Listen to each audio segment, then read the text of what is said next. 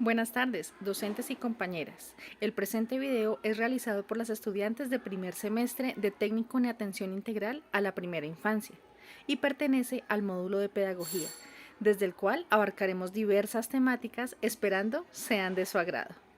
Muchas gracias. La educación tiene su origen en las comunidades primitivas y el punto de referencia se encuentra cuando el ser humano pasa del normandismo al sedentarismo, ya que la caza y la recolección son las principales fuentes de alimento y supervivencia en los elementos principales que influyen a abandonar el carácter errático del ser humano y que éste se estableciera en lugares estratégicos para proveer de alimentos a la comunidad. En ese momento en que comienza la transmisión de saberes entre los integrantes de una misma comunidad, padres a hijos, por lo tanto de las primeras ideas pedagógicas al aplicar técnicas, métodos austeros para hacerse de provisiones.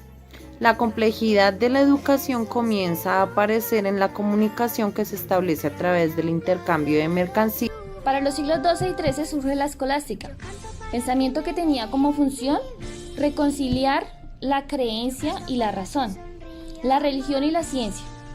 Es en este momento donde se deteriora el feudalismo, cobrando importancia el comercio y los oficios, dando paso a la creación de universidades medievales, donde la Iglesia cambió de rumbo educativo al conferir ciertos privilegios, facilitándoles recursos materiales a cambio de su presencia en las escuelas.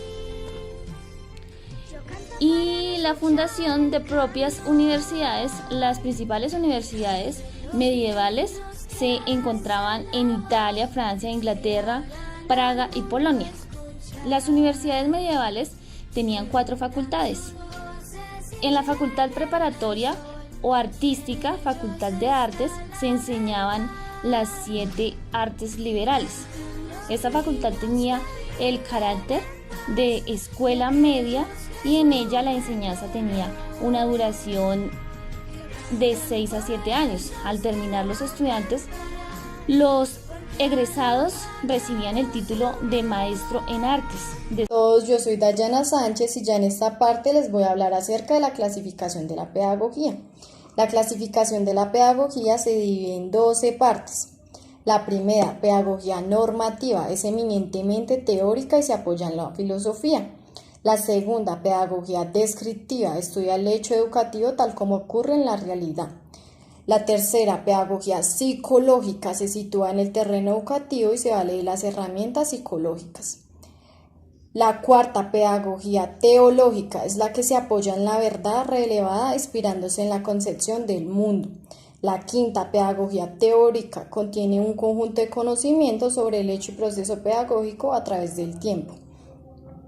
Y la sexta, pedagogía tecnológica, comprende por un lado la metodología educativa, que estudia las normas relativas a métodos guiadores.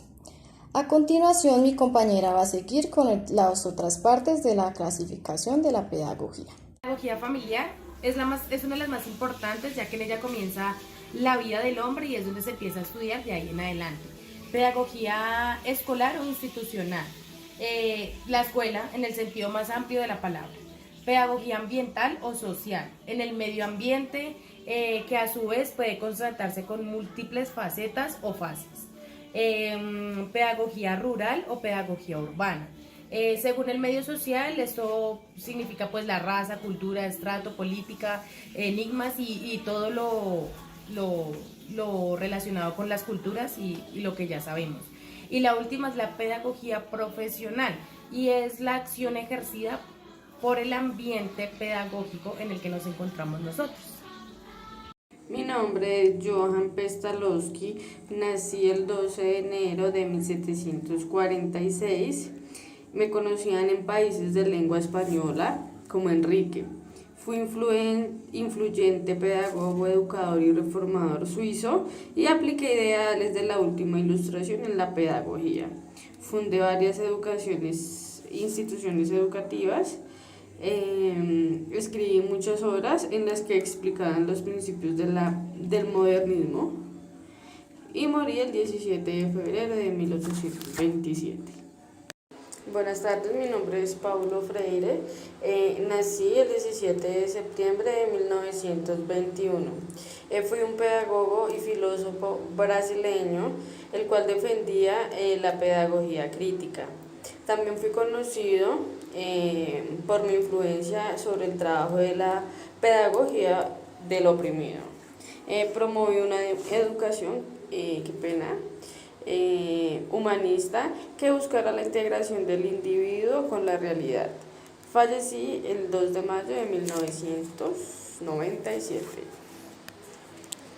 Buenas tardes, vengo a contarles de los pedagogos más destacados, iniciando por Jane Rose. A través de la novela Emilio de la Educación promueve pensamientos filosóficos, siendo este uno de sus grandes aportes al campo de la pedagogía. Damos paso a mi compañero Vygotsky.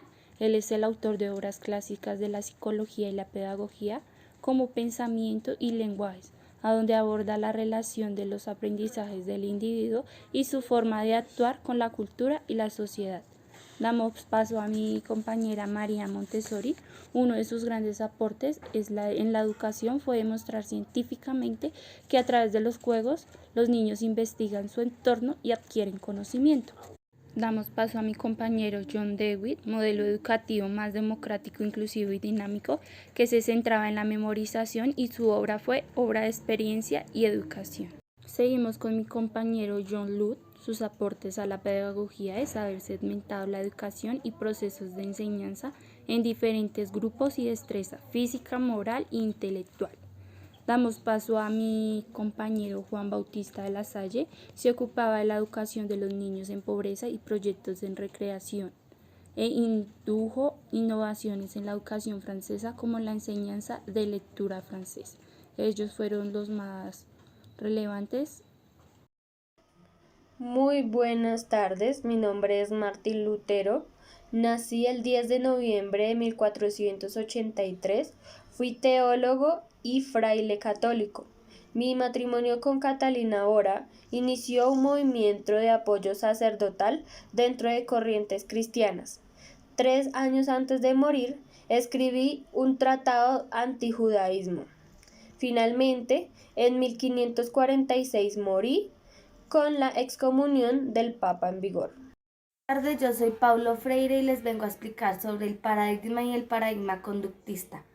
El paradigma es un término de origen griego que significa un modelo o patrón a seguir.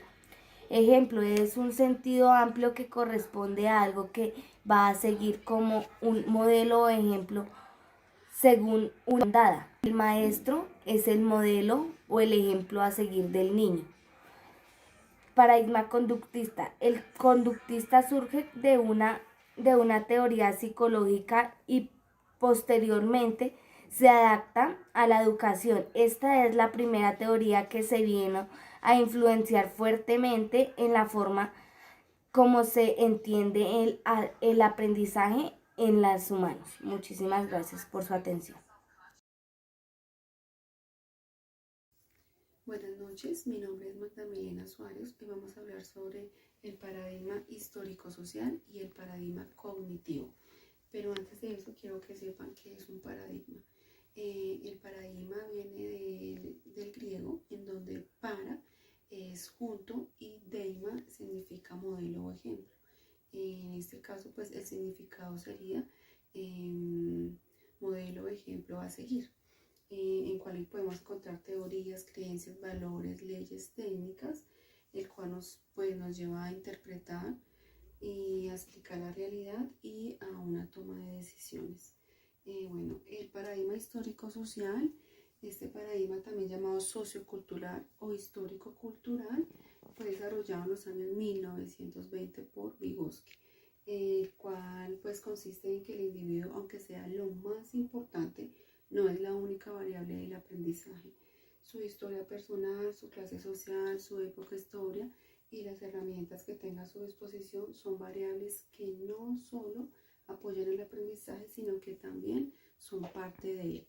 En este caso también decimos que se puede estudiar cómo él aprende dentro de un contexto sociocultural, en donde el estudiante reconstruye conocimientos con otras personas y también en donde nos damos cuenta que el docente trabaja para que se pueda vivir en sociedad. Bueno, el paradigma cognitivo surge a comienzos de los años 70, se presenta como teoría que sustituye el conductismo, ¿sí? Sus autores son Piaget, Ausubel, Gestalt, Brunner y Vygotsky. Bueno, en este paradigma cognitivo se enfoca el proceso que a través del cual se da el conocimiento, en donde se considera que los alumnos son personas activas, puesto que el niño va organizando su pensamiento desde que nace. Este permite que evolucione y desarrolle su capacidad mental. El objetivo de este paradigma, en el caso del estudiante, es que él construye su propio conocimiento a través de las experiencias adquiridas.